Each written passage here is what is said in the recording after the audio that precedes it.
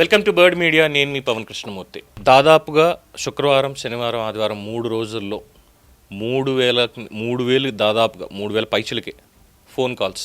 22A అధికారులు ప్రభుత్వం ఎవరి కోసం ఉన్నారు అని చెప్పి ఆ వీడియో పెట్టగానే ఇప్పటివరకు దాదాపుగా 18,000 మంది పైచులకు దాన్ని చూడడం జరిగింది. 180 వరకు కామెంట్స్ చేశారు. అందులో అనేక మంది వీడియో బాగుంది, నేనేదో చెప్పాను కాదు, ప్రతి ఒక్కళ్ళు ఎస్ మీరు చెప్పింది వాస్తవమే, ఇలా జరుగుతోంది అంటూనే వాళ్ళ సమస్యలను కూడా 180 మంది దాదాపుగా అందులో చెప్పుకున్నారు. అది కాకుండా మా ఫోన్ నెంబర్కి మెసేజ్లు పెట్టారు. ఒక మూమెంట్కి ఎలా అయిపోయిందంటే పరిస్థితి, ఒక ఫోన్ కాల్ అటెండ్ అయ్యే లోపులో 10-15 ఫోన్ కాల్స్ వరుసగా వస్తూనే ఉన్నాయి. అందుకని చెప్పి ఇంకా ఫోన్ పక్కన పెట్టడం జరిగింది.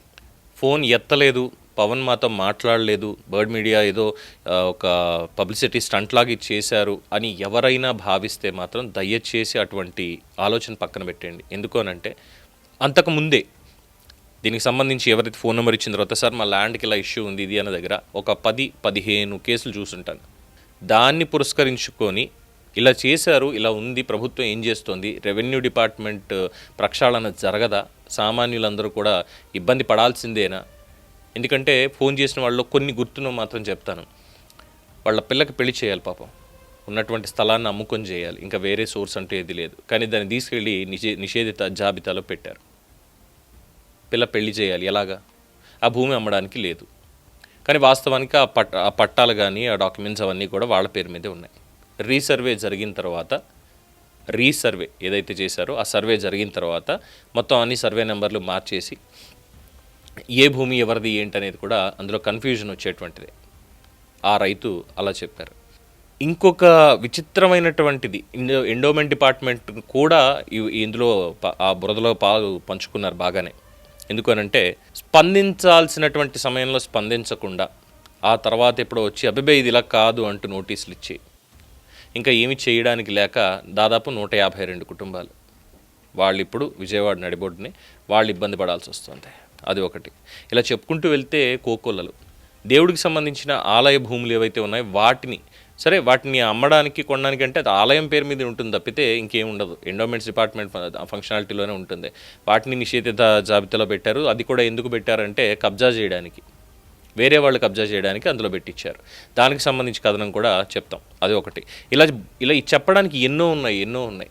ప్రతి ఒక్కళ్ళు పవన్ గారు ఏం చేయాలి, దీని మీద ఎలాగ ముందుకు వెళ్ళాలి, పీజీఆర్ఎస్లో పెట్టాము, అక్కడికి వెళ్ళినా అవ్వట్లేదు, కలెక్టర్కి ఇచ్చాము అయినా అవ్వట్లేదు, జేసీకి ఇస్తున్నారు, జేసీ దగ్గర కూడా అవ్వట్లేదు, చివరాఖరికి వచ్చేసి ఎలా ఉందంటే పరిస్థితి ఎంఆర్ఓ దగ్గర, విఆర్ఓ దగ్గర, ఆర్డీఓ దగ్గర ఎవ్వరూ కూడా అవ్వట్లేదండి. ఏమన్నా అంటే సింపుల్గా ఒక మాట అంటున్నారు. దాదాపుగా ప్రతి ఒక్కళ్ళు అటెండ్ అయిన కాల్స్లో చెప్పినటువంటిది ఒకటే, కోర్టుకి వెళ్ళండి. ఏం చేస్తారు వెళ్ళి కోర్టుకి? ఏం చేయాలి కోర్టుకి వెళ్ళి? ఇప్పుడు ఒక కుటుంబంలో అన్నదమ్ముల మధ్యలో ఉన్నటువంటి దాంట్లో లేదంటే ఆ వారసత్వంలో వాళ్ళ వాటాలు పంచుకోకుండా ఇంకా ఎవరి వాటా వాళ్ళకి ఇది అవ్వకుండా ఎవరో ఒకళ్ళే కబ్జా చేశారంటే అది కుటుంబ సమస్య. దానికి ప్రభుత్వం ఎంటర్ అవ్వాల్సినటువంటి పని లేదు. వాళ్ళు కోర్టుకి వెళ్ళి సివిల్ సూట్ వేసుకుంటారు, సివిల్ సూట్లో వాళ్ళు తేల్చుకుంటారు, అయిపోతుంది. అది అక్కడ వరకు ఓకే. కానీ ఇక్కడ ప్రభుత్వ యంత్రాంగమే సర్వే నెంబర్లు, పట్టా పాస్ పుస్తకాలు ఇవన్నీ కూడా మార్చేసి ఒకళ్ళ పేరు మీద ఉండాల్సింది వేరే వాళ్ళ మీదకి ఇచ్చేసి ఈ ప్రాసెస్లో తప్పు చేసింది వీళ్ళైతే కోర్టుకి వెళ్ళి ఏం చేయాలి అంటే మా చేతిలో ఏం లేదు, మేము మార్చినప్పటికీ మాకు సంబంధం లేదు, మీరు కొట్టుకుని చావడానికి కోర్టుకు పంపించాలా సివిల్ కేసులో? ఇది ఎక్కడ అన్యాయం? అది ఒకటి. ఇలాగా ఎన్నో. ఇక లంచం, అవినీతి గురించి అసలు వద్దండి. మనం ఎంత తక్కువ మాట్లాడుకుంటే అంత మంచిది, ఎంత తక్కువ మాట్లాడితే అంత మంచిది. సో దీని హీట్ ఏంటనేది ప్రభుత్వానికి అర్థం కావట్లేదు. అండ్ ఇంకెవరో పెట్టారు, 2019-24 మధ్యలోనే జరిగిందా, అంతకుముందు ఎక్కడా లేవా అంటే ఎస్, 22A జాబితాలో పెట్టినటువంటివి, వాటికి సంబంధించి క్లియరెన్స్లు వచ్చినటువంటివి అనేకం చాలా వరకు ఉన్నాయి. 2014 ముందే ఇంకా మాట్లాడితే 2009 కూడా కాదు, 2004 కూడా కాదు, 1998, 99 కంటే 95 ఎలక్షన్ జరగడానికి ఒక్కొక్కటి వెనక్కి వెళ్తూ ఉంటే ఎప్పుడో 1918లో ఇచ్చినటువంటి పేపర్లు కానీ ఇంకోటి కానీ అక్కడి నుంచి వరుసగా తీసుకుంటే రికార్డ్స్, రిజిస్ట్రీ అన్నీ అక్కడి నుంచి కూడా ఉన్నాయి. ఈ 22Aలో పెట్టబడినవి అని అక్కడి నుంచి వచ్చినటువంటి భూములు కూడా చాలా వరకు పెట్టారు. పెట్టినవి వేరే వాళ్ళకి కబ్జా అయ్యేలా సహకరించారు. ఇవి కూడా జరిగాయి. ఎంఎస్సి చదివినటువంటి ఒక పోస్ట్ గ్రాడ్యుయేట్ అన్నా నేను ఇంత పెద్ద చదువు చదివాను, బయటికి వెళ్ళి హ్యాపీగా నేను ఉద్యోగం చేసుకోవచ్చు, ఎటువంటి ఇబ్బంది లేదు. కానీ మాకు ఉన్నటువంటి పొలాన్ని సాగు చేసుకోవాలి, మంచిగా ఒక రైతులో ఉండాలి అని చెప్పి ఆలోచించి నేను చేసుకుంటా ఉంటే రీసర్వే జరిగిన తర్వాత ఇగో ఇది చేశారన్న, ఇప్పుడు తిరుగుతూ ఉన్నాను, అటు పని బాయ ఇటు వ్యవసాయం చేయడానికి లేదు అని. ఎవరు చేస్తారు న్యాయం? న్యాయం చేయడానికి నా చేతుల్లో నా అధికారం కానీ ఇంకోటి నాది లేదండి. నేను కూడా మీలాంటి వాడిని, సామాన్యుడిని, మీలో ఒకడిని. మీ తరఫున ఇన్ని సమస్యలు ఇలా ఉన్నాయి అని చెప్పి ప్రభుత్వానికి, సార్ ఈ హీట్ అనేది మీకు తగులుతుందా లేదా చూసుకోండి కాస్త, రేపన్న రోజు రిజల్ట్ వేరే ఉంటుంది, సామాన్యుల పొట్టగొడుతున్నారు, ఇక్కడ అన్యాయం చేస్తున్నారు. అంటే సామాన్యుడు అంటే ఏదో పేదవాళ్ళను 1 ఎకరం లేదంటే సెంటు భూమి ఇలాంటి ఉన్న వాళ్ళను వీళ్ళనే కాదండి, ఇంకా చాలా అంటే చాలా ఉన్నాయి పెద్దవాళ్ళు, రైతులు కూడా చాలా పెద్దవాళ్ళు కూడా ఉన్నారు. అయ్యా ఇది పరిస్థితి మాది, మా కుటుంబానికి ఉన్నటువంటి దాంట్లో వారసత్వంగా వచ్చిన దాంట్లో ఇది చేస్తున్నారు, పెట్టాము, అయినా సరే మీరు సివిల్కి వెళ్ళండి, కోర్టుకి వెళ్ళండి అంటున్నారు అని ఎంతోమంది ఆవేదన వ్యక్తం చేశారు. ఎవరు చేస్తారు న్యాయం వాళ్ళకి? ముఖ్యమంత్రి గారు చెప్తారు, బాబు మేము జీవో ఇచ్చాం, ఓకే ఫైన్. కలెక్టర్లు మీటింగ్ పెడతారు, ఫైన్.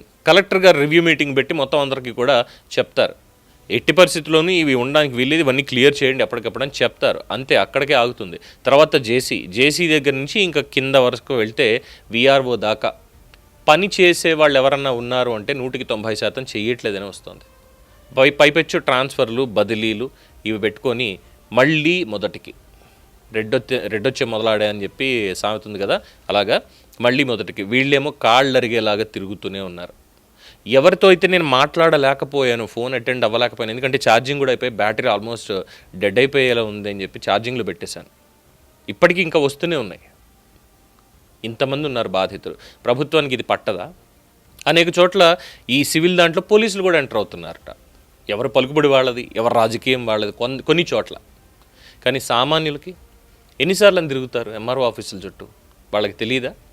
రెవెన్యూ డిపార్ట్మెంట్లోనే, నేను పేరు రివీల్ చేయను, ఎక్కడనేది కూడా చెప్పను, రెవెన్యూ డిపార్ట్మెంట్లోనే పనిచేసి సుదీర్ఘకాలం రిటైర్ అయినటువంటి ఒక పెద్ద మనిషి ఫోన్ చేసి, నాకు చాలా సిగ్గుగా ఉంది, నేను రెవెన్యూ డిపార్ట్మెంట్లో పనిచేశానని చెప్పుకోవడానికి నాకు చాలా సిగ్గుగా ఉంది పవన్, మేము చాలా కష్టపడి పనిచేసాం, నిజాయితీగా పనిచేసాం, ఎవరి దగ్గర రూపాయి ఆశించలేదు, వచ్చినట్టు మేము ఫైల్స్ అన్నీ మేము క్లియర్ చేసి ఇచ్చేవాళ్ళం, ఎప్పుడూ జరగలేదు ఇలాంటివి, మేము చూడలేదు పెద్దగా. కానీ ఇప్పుడు చూస్తుంటే ఇంకా మాట్లాడితే వారు కూడా దాంట్లో బాధితులుగానే ఉన్నారు. ఇప్పుడున్నటువంటి రెవెన్యూ డిపార్ట్మెంట్లో వారు కూడా బాధితులుగానే ఉన్నారు, రిటైర్ అయిపోయిన తర్వాత కూడా. ఇలా చెప్పుకుంటూ పోతే ఎన్ని ఉన్నాయి? మరి ముఖ్యమంత్రి గారు ఏం చేస్తున్నారు సార్? ఈ వ్యవస్థను మార్చలేరా? ఆ 22A అనేది ఇంకా తీరదంటారా? జీవో ఇచ్చారు. ఎందుకంటే ఈ 178 కామెంట్స్లో కూడా 180 కామెంట్స్లో కూడా మన వీడియోకి చాలామంది పెట్టింది అదే, మీరు జీవో ఇచ్చాను అంటారు, మరి ఎక్కడిచ్చారు? వెబ్లాండ్లో ఆన్లైన్ అవ్వదు, మ్యూటేషన్ దగ్గరికి వెళ్ళదు, ఇలా చాలా ఉన్నాయి. ఇప్పటికి 10 సార్లు కలెక్టర్ గారికి అర్జీలు పెట్టినా కూడా మాకు సమాధానం లేదంటూ రాఘవరెడ్డి గారు. కూటమి ప్రభుత్వంలో ఎవరికి చెప్పుకోవాలో తెలియడం లేదు, నాయకులు అధికారులు అందరూ ఒకేలా ఉన్నారు, గొప్పలు చెప్పుకోవడం తప్ప ఇంకొకటి లేదు అని ఇంకొకళ్ళు. ఎక్కడెక్కడి నుంచి అండి, మొత్తం అంతా కూడా శ్రీకాకుళం నుంచి కడప, అనంతపురం, చిత్తూరు, మొత్తం అన్ని చోట్ల నుంచి ఫోన్స్ వచ్చాయి రాష్ట్ర వ్యాప్తంగా. ఎక్కడికి వెళ్ళినా సరే ఇదే ఇష్యూ అని చెప్పి. సో ఇక్కడ ముఖ్యమంత్రి గారు మాత్రమే దీనికి న్యాయం చేయాలి, త్వరితగతిన తీసుకోకపోతే చర్యలు మాత్రం చాలా హీట్ ఫేస్ చేయాల్సి వస్తుంది ప్రజల నుంచి, అందులో ఎటువంటి అభ్యంతరం అయితే లేదు. హోప్ ఇది చీఫ్ సెక్రటరీ గారు, రెవెన్యూ మంత్రి గారు, రెవెన్యూ శాఖ వారు కూడా చూస్తారని, వీళ్ళందరికీ కూడా సత్వర న్యాయం చేస్తారు అని చెప్పి మనస్ఫూర్తిగా కోరుకుంటున్నాం. లేదంటే రేపన్న రోజు ప్రజా విప్లవాలు అయితే తప్పవు దీని మీద. ఇది దీనికి సంబంధించినటువంటి ఒక చిన్న వివరణ. దీని మీద మీ అభిప్రాయం తెలియచేయండి. చూస్తూనే ఉండండి ది బర్డ్ మీడియా. ఈ వీడియో మీకు నచ్చినట్లయితే లైక్ చేయండి, షేర్ చేయండి, సబ్స్క్రైబ్ చేయండి. మరిన్ని అప్డేట్ల కోసం మా వాట్సాప్ ఛానల్ను ఫాలో చేయండి.